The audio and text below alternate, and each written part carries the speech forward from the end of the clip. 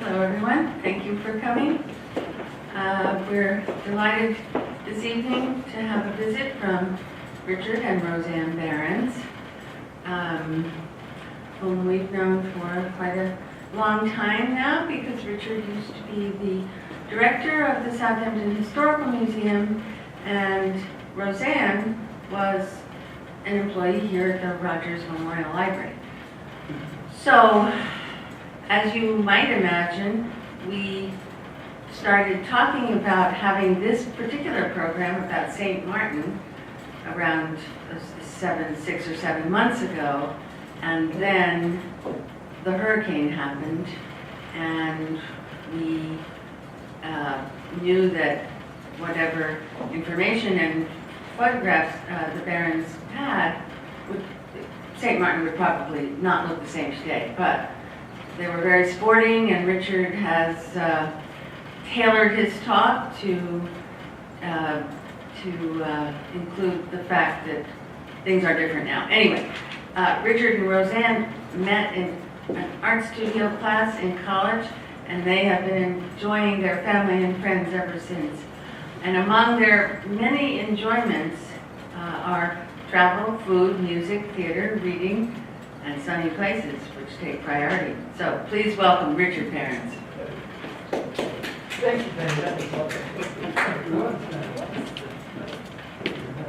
So good evening. Yes, it's remembering St. Martin simply because, a horrible hurricane virtually flattened many of the structures on the island. But we're going to do a little bit of talking about the early history to let you know that hurricanes in the West Indies certainly are well acquainted with one another. And also because the history of the islands in the West Indies are so interestingly fraught with problems, particularly when, after Christopher Columbus discovered them. Okay, So the history of most any West Indian island is bound to be fraught. And certainly St. Martin is no exception. There is evidence that it was populated around 2000 BC. And from about 800 BC, it was home to the Arawaks. Over 30 pre-Columbian settlements have been excavated by archaeologists on the site. And the island is just 37 square miles in size. On November 11th, 1493, Columbus, on his second journey, stopped at St. Martin and named it after the saint. The last native people that were left after the Spanish took it over were enslaved and were all deported by the Spanish to neighboring islands to work on plantations. Without the natives, the island was of no interest to the Spanish at all, and the Spanish just left it sitting there without virtually any human being on it. So the Dutch, in 1627, decided that they could make a lot of money in St. Martin because of all this big flat lake in the middle of on the edge of the island, which is a salt lake. And they realized that this was an extraordinary place to manufacture salt, much needed by the Europeans at other island sites. So they erected a fort and provoked an attack from the Spanish, who immediately realized that they're making money there, and if they're bringing more settlers, we want it back. So the Spanish attacked it. The French interceded. They had a small settlement on the north side of the island, and they were able to rid themselves of Spanish control. And in 1648, the French and the Dutch side signed a pact, a treaty, that settled the ownership problem. They ceded the northern section to the French, the southern to the Dutch. The treaty recognized the duality of nationality, and they also structured around the unity of the island and how both parts had to work together. It was decided in that treaty that there would never be a physical border between the two, so people and goods would always move freely. And all of those provisions from 1648 are still in works on the island itself. The slavery was outlawed in the Dutch side in 1848, and on the French side in 1863. When the 20th century started, it started with an economic decline. Many islanders were forced to immigrate to neighboring islands. Between 1920 and 29, the population of both sides decreased by 18%. But it was the Second World War that pulled St. Martin out of its isolation. St. Martin was the home to a strategic U.S. Air Force base, thus helped Americanize the population, and a number of Americans having been there during the war felt that it was a great place to visit. It had all the islands surrounded by beaches, obviously. In 1965, the tourist business really starts strong, and about 70% of the tourists in that first year were Americans. The rest were French. In 1972, the French built an airport, which started to increase the tourism on their side. Everything was quite wonderful. Buildings were being built strongly. There were beginning to be small farms, which is a sort of alien to most West Indian islands. And then Hurricane Louis came through in 1995 on September 5th and flattened much of the island. The Dutch side was particularly damaged. And of course, with Hurricane Maria, we had the same situation, probably worse. So that's why we retitled this program Remembering St. Martin, because we're going to look at St. Martin in better times. But we have been in contact with people who run the hotel where we usually stay. We have other sites and photographers who share pictures. We share pictures of our beaches with people in St. Martin who like to share pictures of their beaches.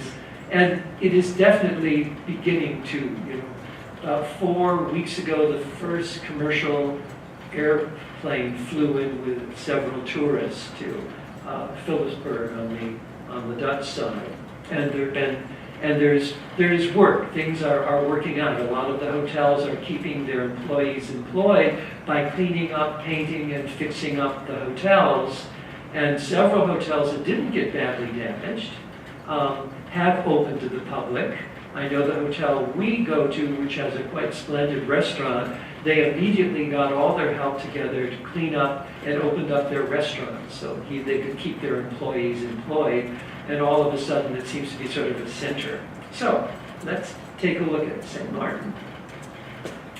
This is a photograph, and all of these photographs I've taken, so they look blurry. It's certainly my fault. This is the Great Harbor in Philipsburg on the Dutch side, on the south side. And this is on the front deck of our hotel. Well, not really. I think on the front deck, we're looking over the boardwalk and looking over to the beach. And on the left-hand side, and then I'll show you a photograph in a little while that shows you one of the many or several large cruise ships that visit St. Martin. St. Martin has been called the Friendly Island for quite a while, even before tourism, interestingly enough. The term goes back at least to the 1880s, and that's because of this fact that it's one of the longest one of the longest borders between two countries, which has had really no aggressiveness since it was formulated. But today, friendly island really means very friendly people in restaurants and on the street. And we found that the most friendly people are the taxi cab drivers who, when you're traveling around, the roads are terrible. They're up and down and up and down and up and down. Very narrow, always on the edge of cliffs, not anything I really want to do. And so, they take us over to restaurants and things of that nature. And one of the things that is so charming is they're always pointing out, Grandma's house and their uncle's house, and this is where Uncle Charlie started the meat market, and, then the hurricane came, and now he has a meat market somewhere else. And we often, because we're going out to dinner, they're often bringing a meal to their grandma or to an auntie. They have lots and lots of aunties. And usually they'll park out, bring the food, and the auntie will come out and say hello to us and welcome us to the island. And sometimes the grandchildren will come and visit and ask us where we're from. We always get to dinner on time. But it's a very welcoming, and I know it sounds cliche, but very, very welcoming people who really do love their island to pieces and love to share it. This is our hotel, which is the Holland House Beach Hotel, which is a historic hotel because it survived the hurricane from the 1990s. And it's relatively intimate. I think it's got about 87 rooms. Lovely restaurant down below. And it's right on the boardwalk in Phillipsburg. And we love to be, during the day, we love to, look around and explore. We love to go to natural sites and visit, but when it comes to the mornings and having breakfast and the evening having dinner, we really love to be in hotels and restaurants. And we like to be in a very civilized part of the world, and we're looking from the beach at the hotel. This is on the area where Phillipsburg is in sort of a large, what you might say, an oval. You have the bay, then you have the ocean. From the bay on the other side, you have Phillipsburg, which is the capital of the Dutch section. But it's completely surrounded by this great arc of stony, rocky, volcanic mountains. And between the mountains and the edge of Phillipsburg is still the Great Salt Pond. So the Great Salt Pond is still there. And when you come from the airport and drive into the community, one of the first sculptures you'll see are natives gathering salt. So it's a very prideful part of there. And you can buy lovely little expensive, blown glass jars of local salt if you would like. And the colors, I think, have that Caribbean look, and the sea certainly has that Caribbean look. This is how we're welcomed when we come into the hotel in the late afternoon, flying in on JetBlue from JFK. A nice little bottle of Prosecco, nicely chilled for us. This is the restaurant. It's all open, looking out first evening on the sunset. We have gorgeous sunsets, and there's certainly beautiful sunsets in St. Martin. Here's a view of, on the other side of the arc of the Great Bay, looking through the palm trees and looking at some of the pleasure craft and looking over this, just twilight. Very beautiful, isn't it?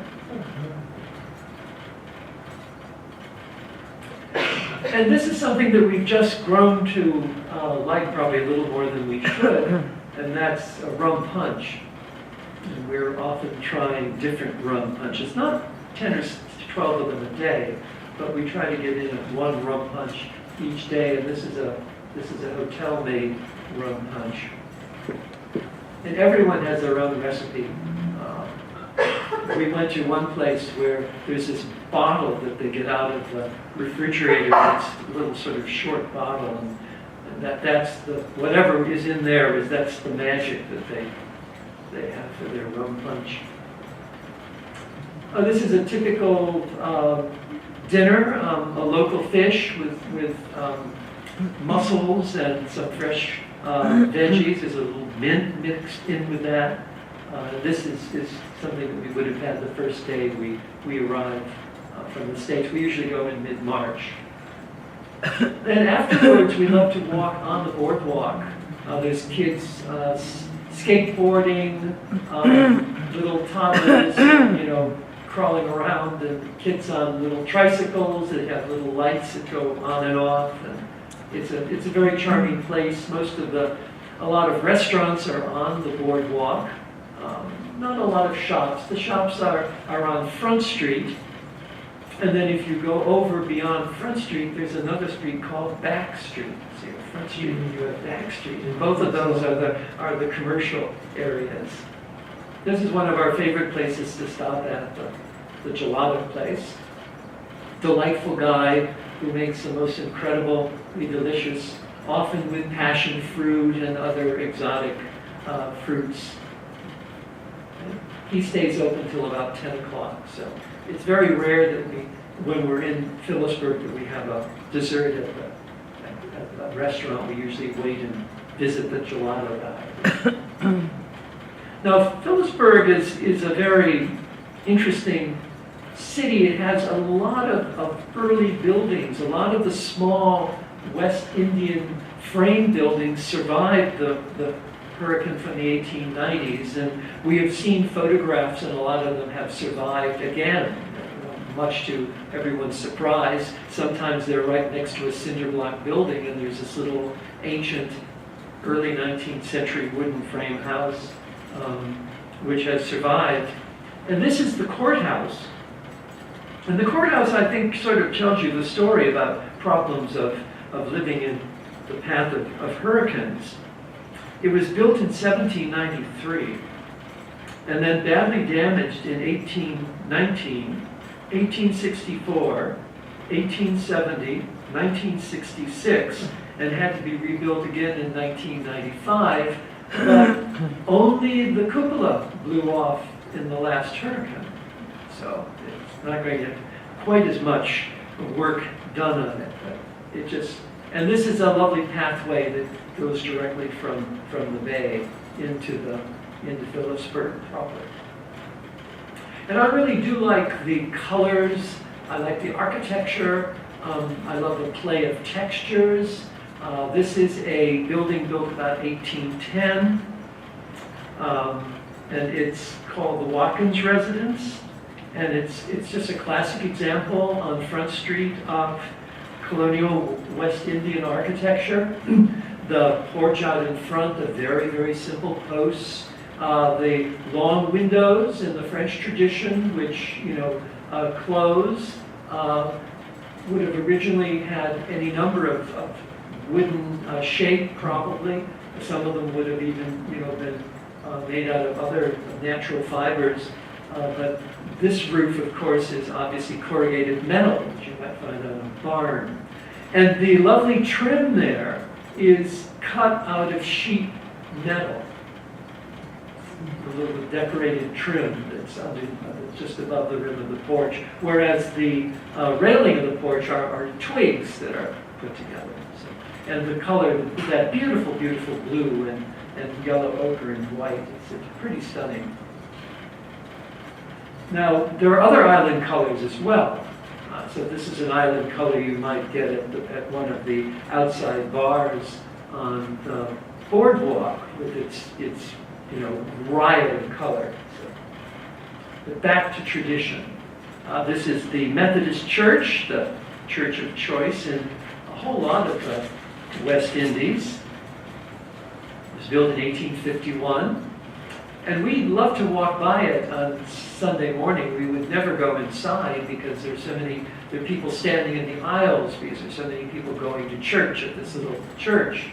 But the songs that come out of it are quite beautiful. There doesn't seem to be an organ, so it's a cappella.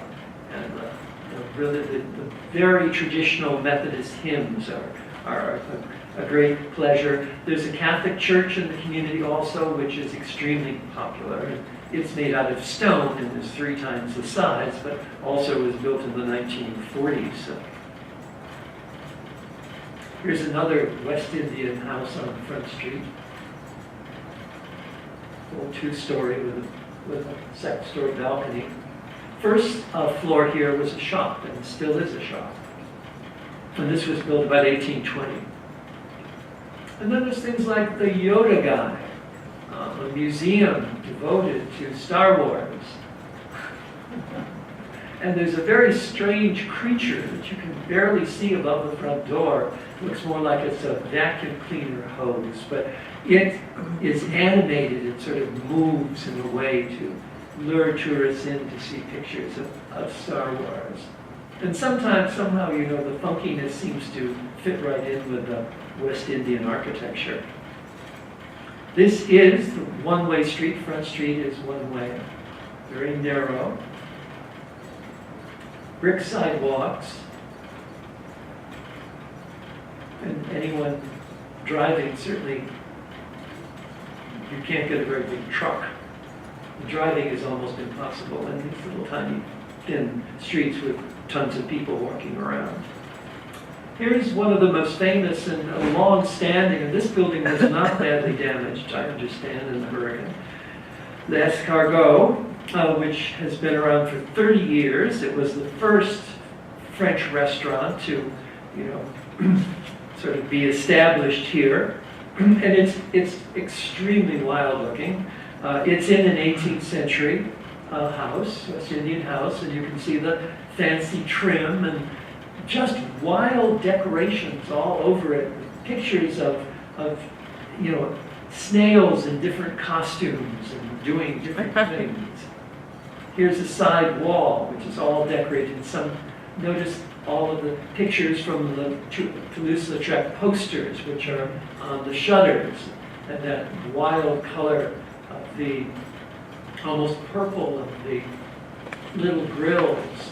And it's a wonderful place, and as you imagine, snails are the specialty of the house. And it's the type of restaurant you go into, and the maitre d' always acts as though he's seen you before, and it's so good to have you come back. That's because he's hoping you'll come back.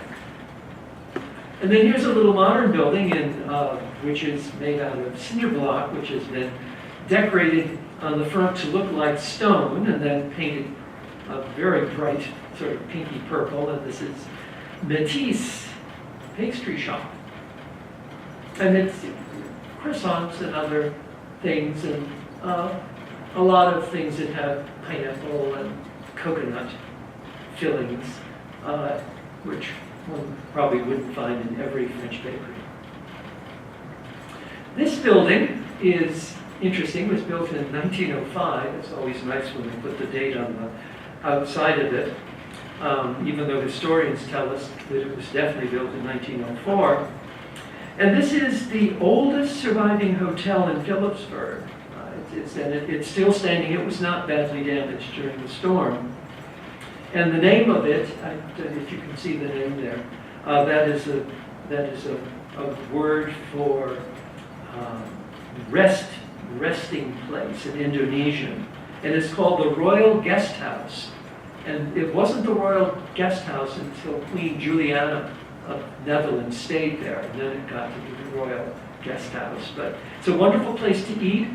Everything is sort of home cooked in a kitchen that looks like a home kitchen. And I would say the average age of any of the ladies in the kitchen is probably 75, I'd say. Maybe there might be one younger, 71. And they often look out the window while you're eating to make sure that you're enjoying what you're eating. And it's just lovely, sort of down-home Caribbean cooking, but it's a charming place. And this is the facade on Front Street, and it looks right out onto the ocean. And it was nice of that bird to perch up there so well for me. But just once again, this wonderful sense of color. I mean, it looks subdued, probably, this lovely limey color green and the white, but I just love the way they work together and just punctuate what is a very rudimentary. I mean, the only special thing about this house really is the cute little the tracery around the edge of the roof, and that's simply done with drills. That's a series of different sized drill holes make the design, that lacy trim on this particular building. I'll move back to the beach for a little while after our walk down visiting some things on Front Street. Oh, why not?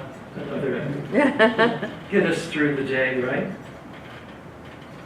So that evening, we have two other places we love to go when we're thinking of eating rather than sunning. One is Marigot, which is the French side capital, and the other is Grand Cas, which is on the French side. And Grand Cas in the last 10 years has developed into what most travel guides tell us, even though it's not written necessarily by someone in St. Martin. It's really sort of the gourmet capital of the Caribbean. A lot of transplanted American chefs and French chefs in particular. And I would say that there are, in this small community, it's just all it is a bunch of houses and buildings on a street. There's no back street at all. There's probably at least 45 restaurants in this little area. And it's a place that once you found the restaurant you like, you do have to make reservations because the restaurants are all quite small. But this is the beach out in front of Rainbow Cafe, which is a fun place to stop off. They're very proud of their cheeses, so it's a great place to get a snack. She's a great gal also. She's always there. She knows that we're just there for an appetizer before we go out to dinner, so she always quickly seats us. And so everything is sort of open air as you'd expect. Why would it be any other way, right? And this was the appetizer. It's a cheese plate, which was something that used to be so popular years ago here, and we almost forget about how baked brie is really so tasty. And here it was served with little bits of mango and a little salad, and just right. This is one of the funky restaurants on the main street of Grand Cas, the breakfast menu out there. It's very easy to get breakfast in Grand Cas. It's much easier than trying to get breakfast in Southampton or East Hampton. There aren't as many breakfast places. This is is it Thursday, Roseanne? Yeah, every Thursday there's a street fair in Grand Cas, where besides all the restaurants, there are all these things that people set up. I mean, it's pretty amazing because in between the restaurants and the galleries and the other things are homes. So you'll be walking around and you'll see this one guy sitting out there on a bench. He's got a card table and a piece of fabric out, and he's selling bottles of rum. And then you'll go down and you'll go by a real restaurant, and then you'll go by all these little booths, which are braised chicken and, a jerk, this, that, and the other thing. And then you'll see a lady and her two kids, and they're out barbecuing in the front yard, and they're selling what they're getting also. The laws of food are just not as violent as they are in this area. So everyone just had people with jewelry and incense and homemade soaps, but galleries with wonderful, wonderful paintings that are several $1,000s. So, but it just has and then there's a big parade in the middle, just as the sun falls, and drums and bands and things. This is the inside of a restaurant, which is one of the top French restaurants in the area. And this one is named for a huge metal thing that's out across the street, a big salt press for pressing the liquid out of salt. It's a 19th century salt press, so the name of the restaurant is named after that press. And it is in a 1780s Creole type house with the exposed beams on the inside and all of the shutters. It's very interesting because almost all of the restaurants in Grand Cas are in fitted buildings, which originally were houses This was dinner. It's a type, it tasted very much like a striped bass, but that certainly wasn't what it was. But they were last year they were really into root vegetables, so you had a lot of root vegetables to play with. I don't know, seemed to be back at the beach, probably after breakfast, the beach, and then we usually walk around. And we decided to go to the Phillipsburg Historical Society, and they had an exhibition of photographs of what was tourism and things there in the 1960s and 50s. And so this is a great one of a gang of musicians, that kind of musicians which play during the day, particularly towards the beginning of the evening on the boardwalk. They had an exhibition of shards of ceramics that were found in the 17th century fort that was built by the Dutch overlooking the ocean. And these are some of the shards of a very, very early Dutch delft from the 17th century. Lovely little patterns, all imitating Oriental ceramics. They had an exhibition of a local folk artist. This one I think was done in 1999. Wonderful stylized image. Strangely enough called 4 Women and 6 Birds, 6 chickens. And another display focused on something that was taught to young St. Martin girls by the nuns, and that was the weaving and making of brooms and brushes and rug beaters, and also making dusters out of feathers, chicken feathers. And these are an example of what, and these were sold to tourists as well as ordinary people who needed to sweep off their porch. The one large broom is made out of some form of sort of a sea fabric. So this evening we decided we would go to Marigot, which is the French capital, and it is an astonishingly preserved place with very New Orleans looking in many ways, with all of one great grand street avenue, with all of these 18th century and early 19th century mansions. And so this is an example. We were there on Sunday morning, so therefore that's why the doors are closed, but the doors would normally be open, and this would be a shop with people living up on the second floor. The little street in Marigot with a Catholic chapel. The majority of the churches in the community are Catholic. This is a detail of showing you the cut. In this instance, this is cut wood, whereas the trim up on top, the little trim up on top, that is tin. That's sheet tin that came in rolls, and you'd nail it to the front. And then very carefully carved little wooden designs, for the columns and the arches. If you go into that house, which belongs to artist Sir Roland Richardson, who was an English expat, and he bought this lovely house and has restored it. And like most southern architecture, the building has an atrium.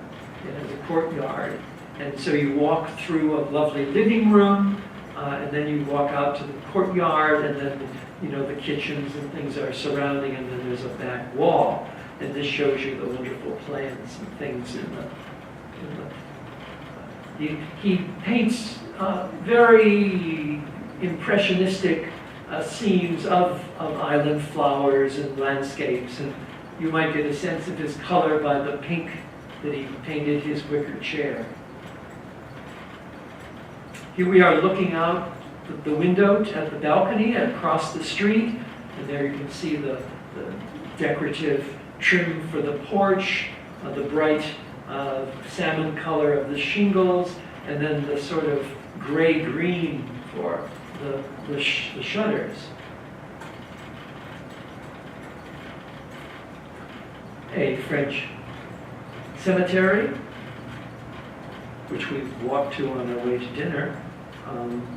There's a marina, the Royale, Porto Royale Marina, and this photograph is taken from the porch of the Bistro Tropicana, which Mr. Richardson's wife suggested would be a very nice place for us to have dinner, and then soon afterwards they arrived for dinner. And once again you can see the volcanic landscape. And this was just a lovely little appetizer with tuna that's just beautifully displayed here. Once again, it's the reason we consider food an art, right? And then just some of the wonderful flowers that you see just walking anywhere.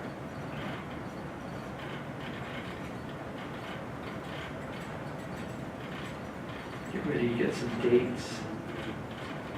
Isn't that beautiful? Oh. And these are all in Roland Richardson's garden. And then on the street, see somebody with her pet, a very large lizard, who seemed to not mind being photographed.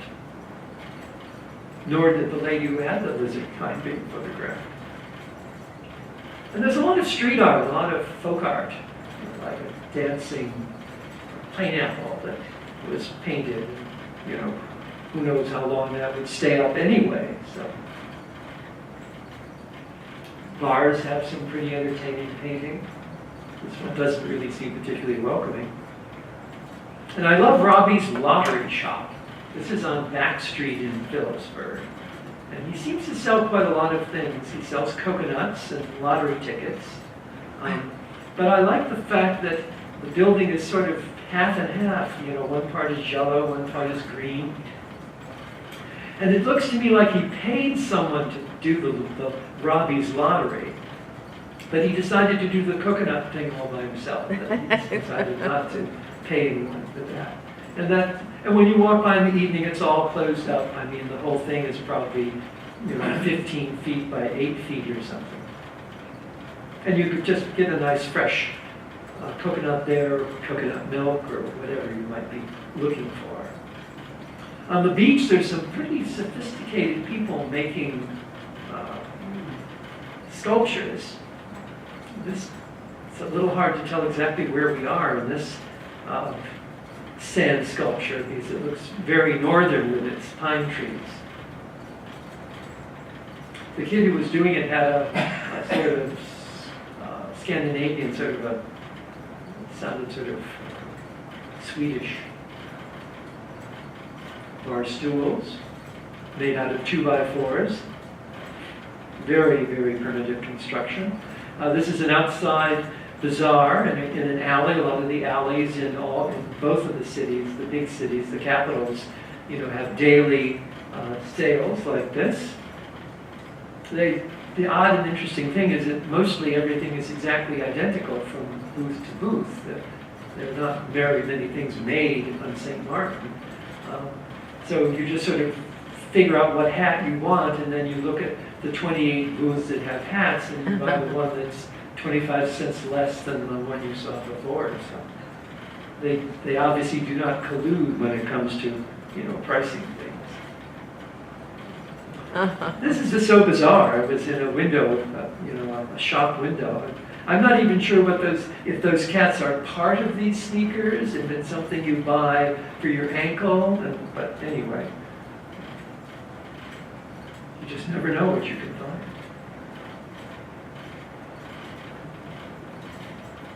Twilight.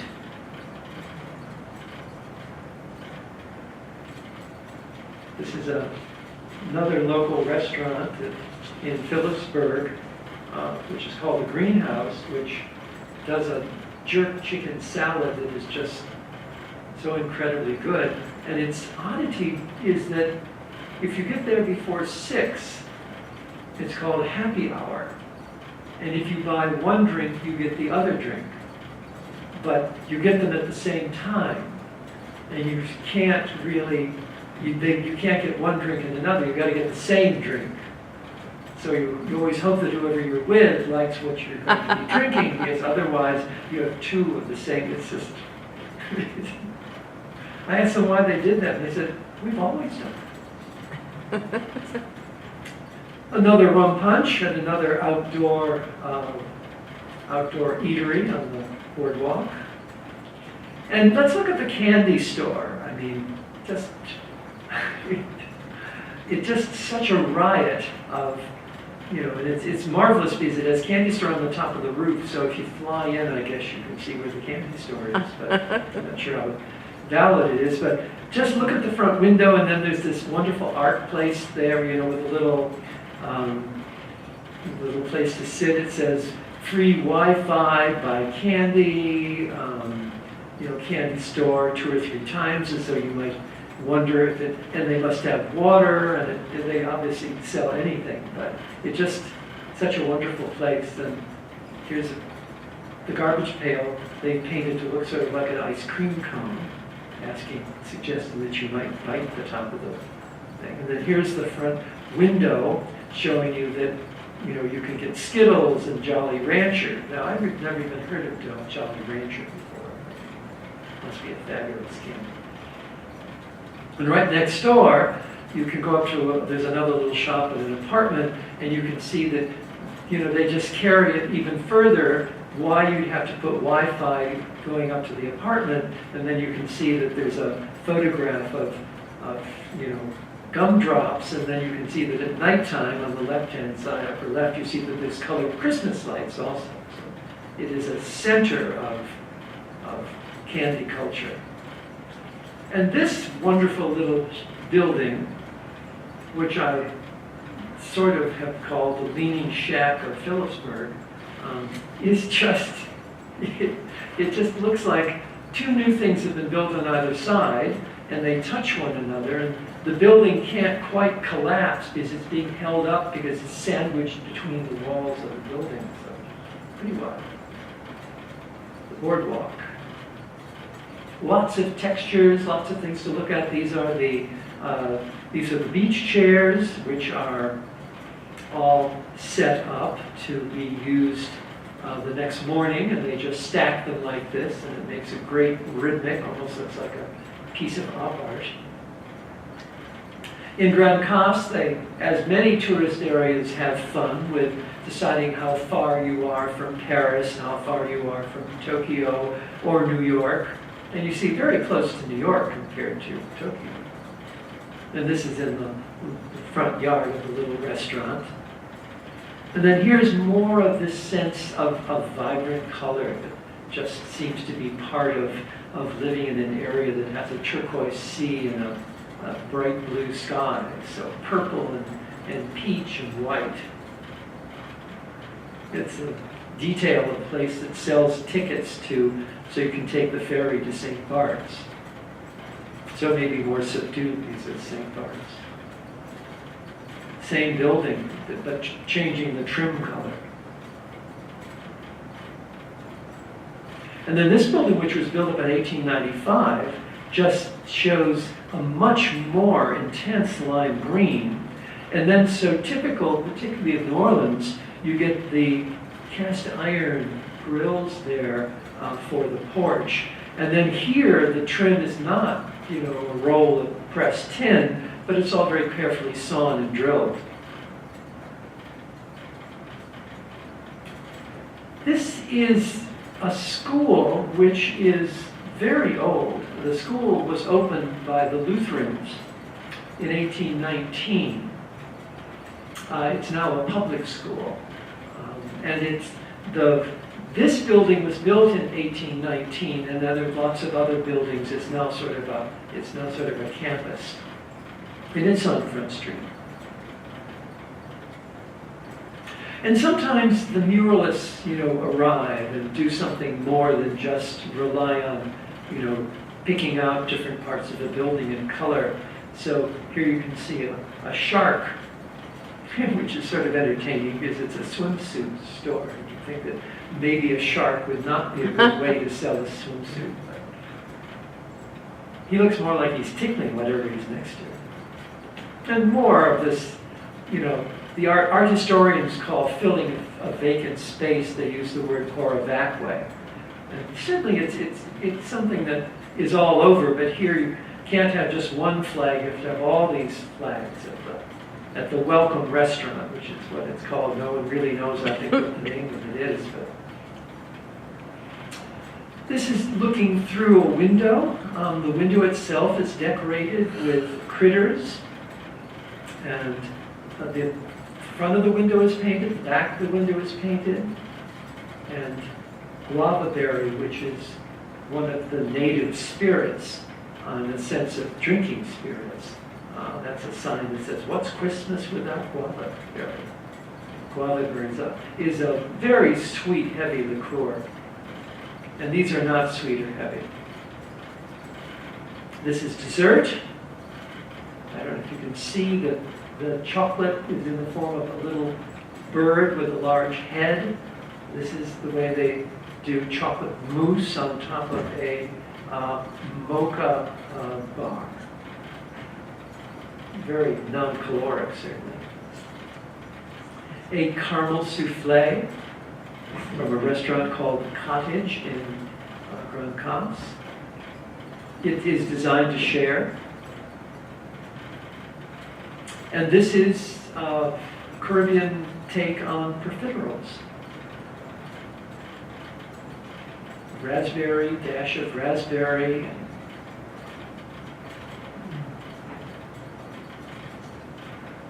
And this is the sunset. This is at Grand Cas. And the colors are just so beautiful.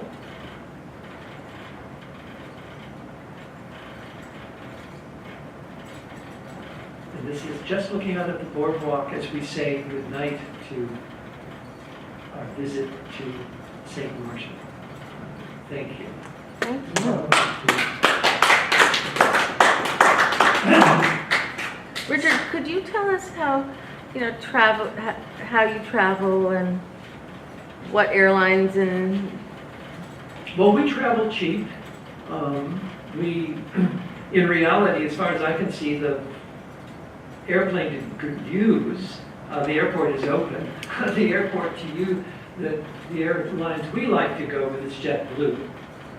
And a lot of that is because I love paying $41 and getting 18 more inches of leg room on a flight that's relatively inexpensive anyway, being JetBlue. I also like the way JetBlue gets you in, and they seem to be sort of friendly. It doesn't seem to be a big problem. Is it a non-stop flight? It's a non-stop. Wow. And I think it's, do you remember, what was it, 4 hours? 3.5, 4 hours, something like that. Not very long. And we live and learn. We used to go with an agency where we would make arrangements to be picked up at the airport. And very quickly you realize that Caribbean communities and countries are very careful about taxis and making sure that you're not being taken advantage of. So when you arrive, there's a sign that's on the wall that tells you how much it's going to cost to go to Simpson Bay, how much it's going to cost to go to Oyster Point, how much it's going to cost to go to Phillips, anywhere. So you know exactly how much it's going to be. And there's always so many taxis there anyway. And I realized that by doing it the old way, I was paying probably $20 more a person to get there. Where in reality, if you just go the regular way, it's $20 for two of you. So, and we use, and even when we're sightseeing, we tend to use the taxis. Obviously, you get a lower rate, but because the taxi cab guys and girls, taxi cab drivers are so smart and so interesting and take you to such interesting places, it's much more fun than being in a bus with a whole lot of people. There are, as you can see in the distance there on the left-hand side, there's some huge cruise ships. The cruise ships, come in usually about 9 in the morning. They're finished walking around about 2 o'clock. They don't get in the way of anybody at the beach. And they just add dollars to, the country's coffers. And, it doesn't seem to be as invasive as it is in some other Caribbean countries that we have visited. They're there and they go. I mean, it's just, and there isn't a lot to sightsee. There's a butterfly farm, there's a lot of interesting things, there's fortifications, there's museums, but there isn't a lot there for the cruise people.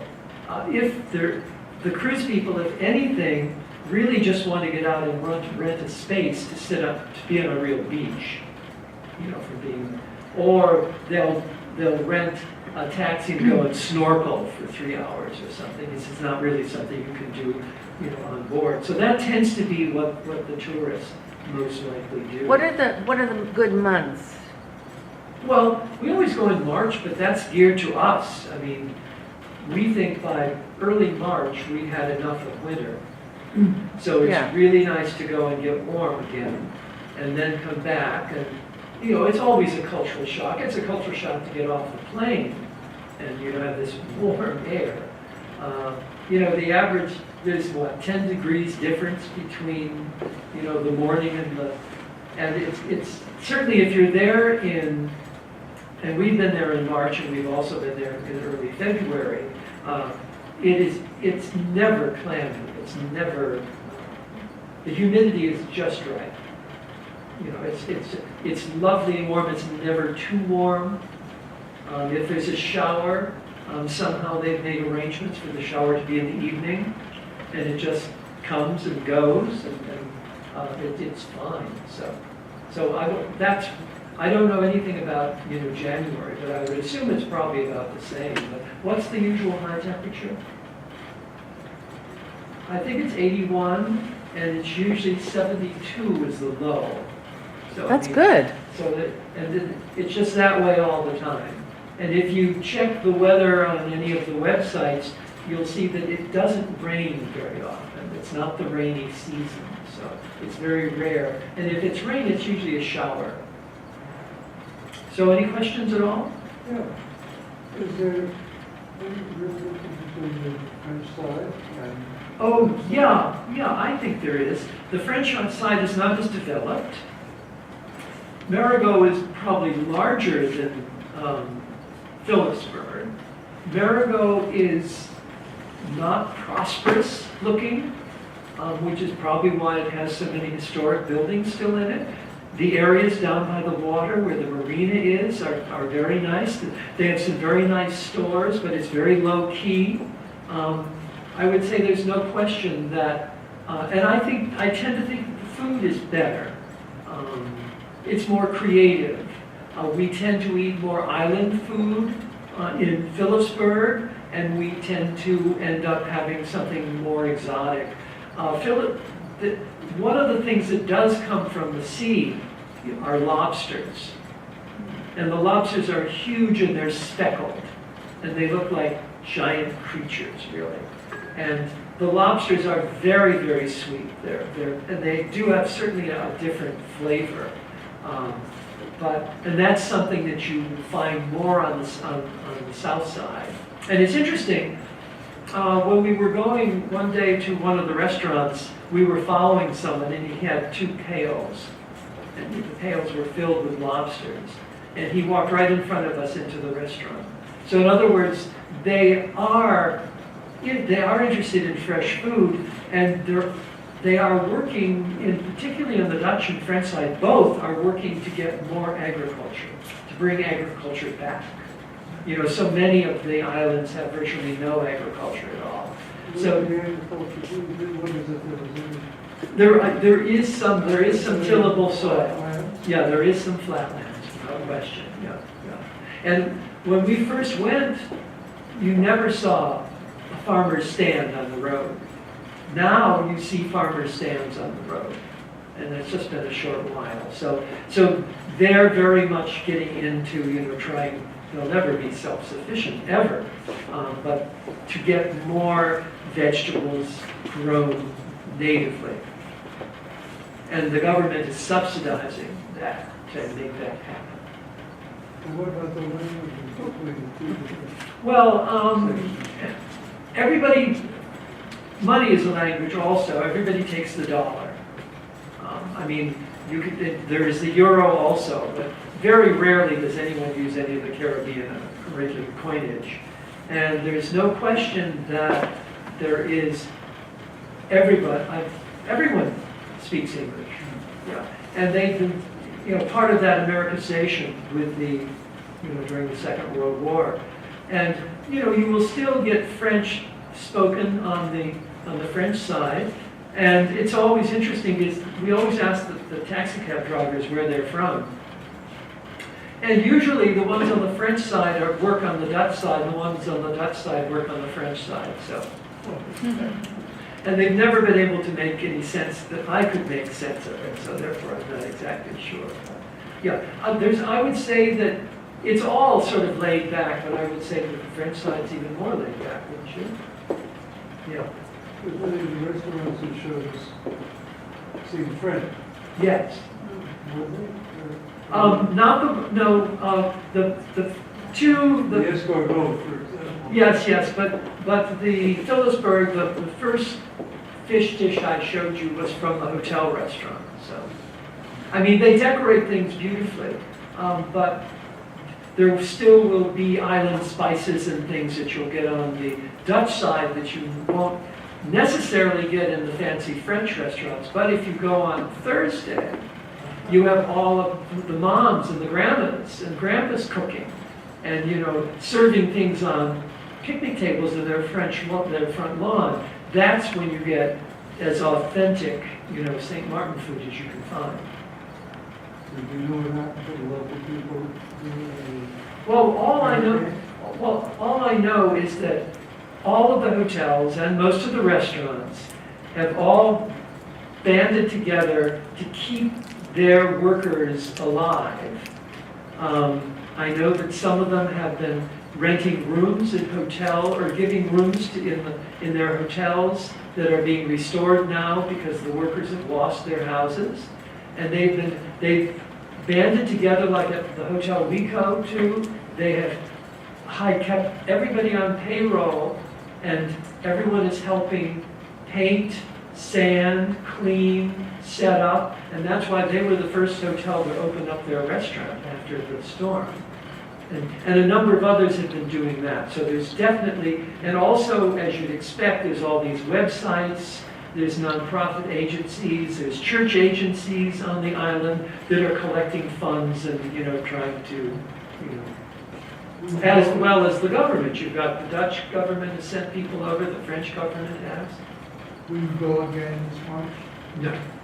No, as friends of ours, we may make a donation to one of the churches, but friends who have a house there and went to check on their house said that it's just so depressing.